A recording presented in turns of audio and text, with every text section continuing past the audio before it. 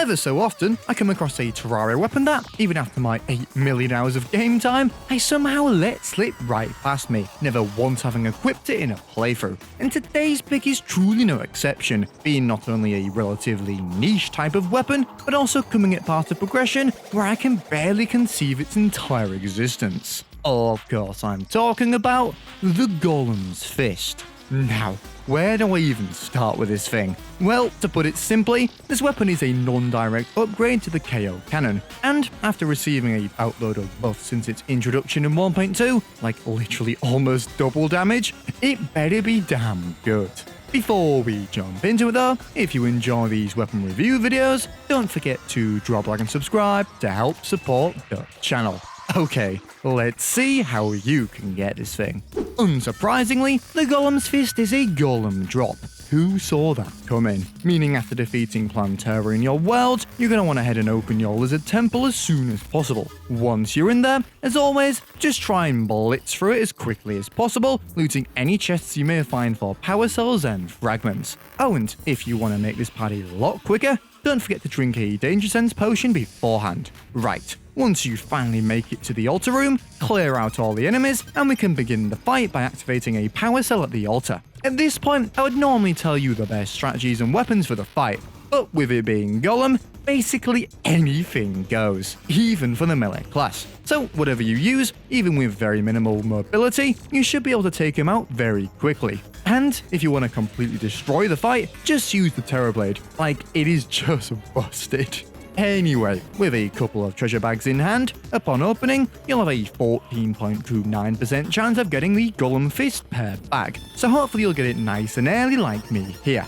Okay, let's see what we're dealing with. Now, I am going to be honest here, my first impressions really didn't impress me. It's essentially kind of just the worst version of the chain guillotines, but firing a fist attached to chains that will return upon running out of range or hitting a target or object. And while this does mean that its attack speed and therefore DPS is determined by your distance from your target, realistically, you won't ever be this close ranged all the time. So this 500 DPS is optimistic at best. So, assuming we say its actual damage is around the 300 mark, even the Possessed Hatchet, another Golem drop, can match this straight away, and with homing. Ouch. So not the best start for the fist. And unfortunately, it doesn't get much better from here, with the Terrorblade leaving it for dead, with seemingly no downsides other than its crafting recipe, which isn't even that bad post-Golem. Also, if close quarters is what you're after, the pre-Golem Sealer Sword can actually deal the most DPS on single targets out them all, making the fist look pretty pointless right now.